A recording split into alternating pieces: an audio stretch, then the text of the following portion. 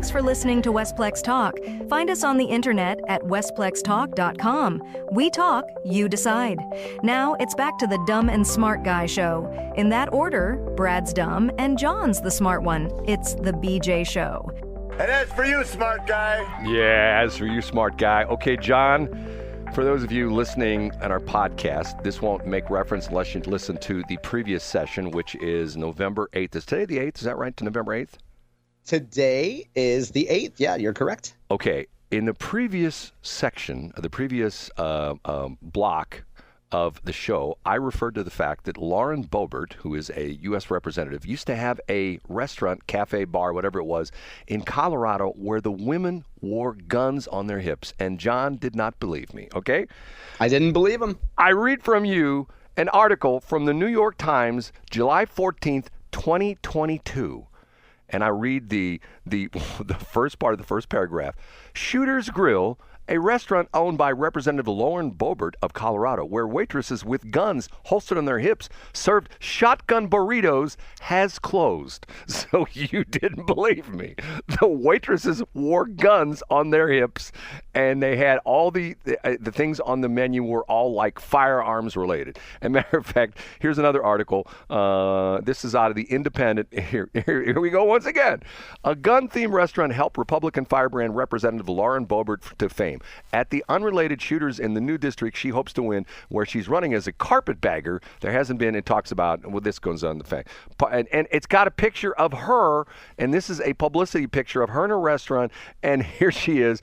Part of Lauren Boebert's fame came from her gun-themed restaurant, Shooter's Grill, in Rifle, Colorado. That's what Boebert has left that district and closed her restaurant, but other shooters exist in the districts she's desperately hoping to win next week. Okay, she's shown with a gun on her hip. She's got the holster, and that was the qualification. All the women waitresses had to have a outside the waistband holster with a gun in it. That was the requirement to work at her restaurant. You think I'm kidding when I tell those kind of stuff? That sounds pretty realistic to me. Now, do you know the story of her biological father? And you know what? Somebody's told me, isn't he in jail or something like that? No. So what happened was, and excuse me, I just looked this up, and apparently there has been resolution to this. Excuse me, Brad, I'm for clearing my throat there. But for years, Lauren Boebert's mother, her biological mother, claimed that Lauren's biological father was a professional wrestler known as Stan Lane. That's right. And for folks we have wrestling fans who message me often after listening to our show, Brad, and Stan Lane was known as Sweet Stan Lane. He was one half of two different tag teams, an iconic, one of the best tag teams in history called the Midnight Express. He teamed up with Beautiful Bobby Eaton. It was Beautiful Bobby and Sweet Stan. And then in Florida for a while, he was part of the Fabulous Ones with a guy named Steve Kern, who went on to WWE to be Skinner. Anyway, the point of the story, Brad, is that Lauren Boebert's mother claimed that Lauren's biological father was Sweet Stan Lane. And Stan Lane denied it for years. And here's we'll get to the end of the story first, Brad, and then I'll tell you why it was controversial. Stan Lane ended up doing, a paternity test, a DNA test, and physically gave the results to Lauren Boebert so she could check them herself. And then it proved that there was a 0% chance that Stan Lane was the father. Now, the reason why this was even in doubt, Brad, is because Stan Lane had hired an attorney to fight back this paternity test, like back in the 80s. And the attorney was tied to a lab that had falsified previous paternity tests. And in fact, that lab had been found guilty of blatantly fudging paternity tests in exchange for cash. So the fact that Stan Lane was loosely associated with the shady group, that cloud hung over him over the years. And in fact, I had texted folks over the years of being like, hey, do you know Lauren Boebert's dad is Sweet Stan Lane? Yeah, he's not even claiming credit for it. Like, what kind of a man does that? But it turns out that Lauren Boebert's biological father, now we still don't know who he is, but we know that it is not pro wrestling tag team specialist Sweet Stan Lane. Well, she's a little tiny gal. Isn't he big dude? No, I would say that Stan Lane was probably about, I'm guessing, 5'11", maybe 6 foot. He wasn't a big guy. Well, but she's like 5'0" or something like that. I mean, like it's just like I mean that could be one clue for sure. Do you know how tall Kamala Harris is? You mean intellectually? No. Her physical height. Do you know her physical height? Oh no, I don't. She's 5'4". She's very small. Wow, I would have guessed taller than that. Well, I think most people did. I mean, when I heard that, I thought to myself, "There's no way she's 5'4". Because and apparently she's, and I don't mean this. John will eat this up, but I don't mean this in disrespect. But she wears heels all the time, and there's I will never understand this crazy thing where, like, for example, my daughter is very tall. My daughter is 5'10", okay? And there was a point in her life, I don't know if she does it anymore, but she used to love to wear heels, and she complained the fact that there weren't too many guys she could date where she could wear her heels, okay? So who did she marry?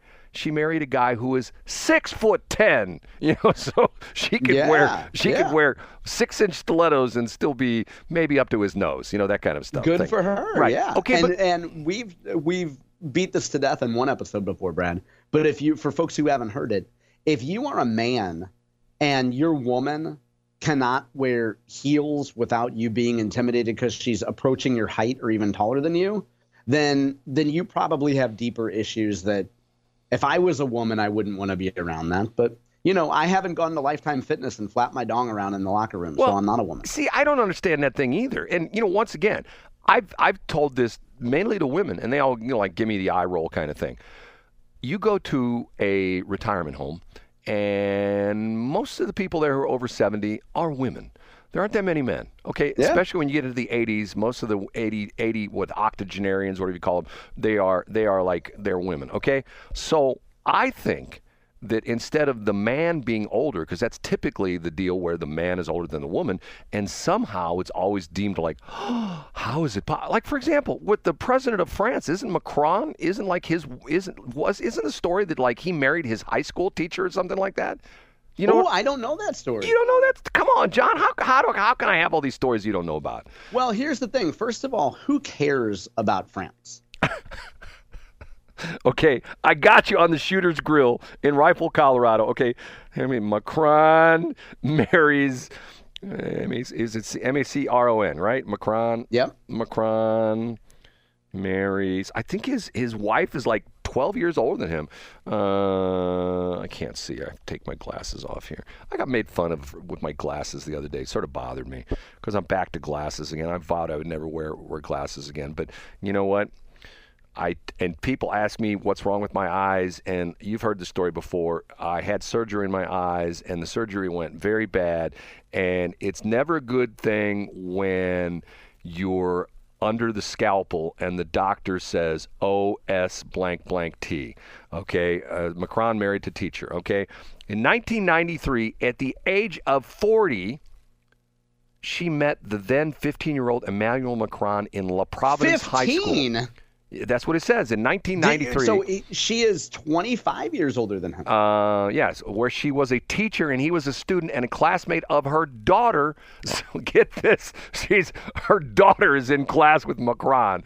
Okay, and classmate, and they've in January 2006 married Macron on 20th of October 2007. She is. Let's see how old she is. She's 71. She's 71. So, Brad, hold on a second. If the roles were reversed and you had a man who was 40 and met a 15-year-old girl, how quickly do you think the short hair crowd would call him a groomer? He is 46 and she is 71. Okay, so I say he's done right because the chances of him outliving her are pretty darn good. You know what I'm saying? And yeah. So that's what. So in other words, you would rather have him have the emotional pain of losing a spouse and feeling lonely and sad than him going first. Well, see, once again, if Brad ruled the world, if I were the omniscient ruler like everybody fears Trump's going to be, I still seen these crazy stories about all these women are going like, oh, you better get, if you're pregnant, get your abortion now because when Trump gets in office, they're going to be illegal. And I'm going like, okay. See, the interesting part of this is if you know your history, and I'm not the world's biggest history buff, and there's a gap. What the Constitution was written, 1787? Wasn't that what it was? Yeah, around there. I would have guessed, actually, incorrectly, I would have guessed 1781, but I would have been wrong. Okay. There was a huge gap between when we won our freedom from England, when we won the Revolutionary War, to the point where essentially the country was born. And if you go back and look at this, if I go back and look at George Washington, I think he took office let me find this. Anyway, the point being is that the 13 colonies, when they were trying to do this United States of America thing and the whole bit and do this, when they came up with the original Constitution, the reason you have the Bill of Rights, which are the first 10 amendments to the Constitution, is that was to essentially smooth over the rough feelings by some of the colonies that the, quote, federal government would become all-powerful. Now, having said that back in the 18th century, look at what's happened today. And the point being that Trump has said, and he continues to say, I feel that the abortion issue should be decided in the states. Now, perfect example. We had the ultra-conservative people in the state of Missouri put the laws in and essentially shut down the abortion clinics, Hope clinics. Hope was never in St. Louis, but what's the one? Planned Parenthood was in the Central West End. They built a new place over in Fairview Heights. Okay, so what happened?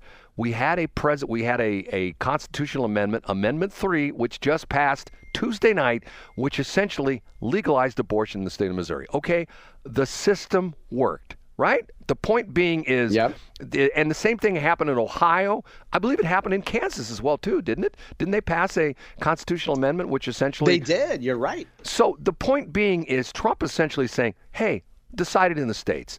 And the thing on that is, once again, and I'm not Mr. Trump fan, but he essentially is being very true constitutionalist by essentially saying, the federal government controls too many things. Now, the other day, Laura Trump came out and made a comment that I thought, okay, shut up. You don't even need to be saying that kind of stuff. She comes out and she says, I think the federal government should have more say over the elections.